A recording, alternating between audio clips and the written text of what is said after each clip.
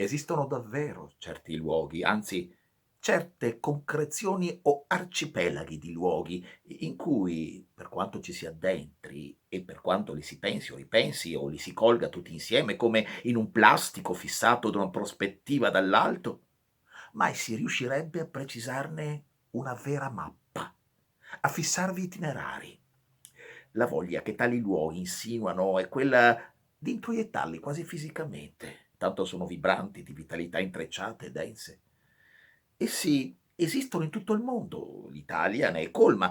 Ciò che spinge a identificarli davvero è un amore esclusivo, fatale, per la mai stanca violenza con cui sale dal fondo dei fondi e spinge come fuoco sotterraneo. Ecco, questo si può dire particolarmente con sfacciata e magliosa evidenza dei colli, monti euganei.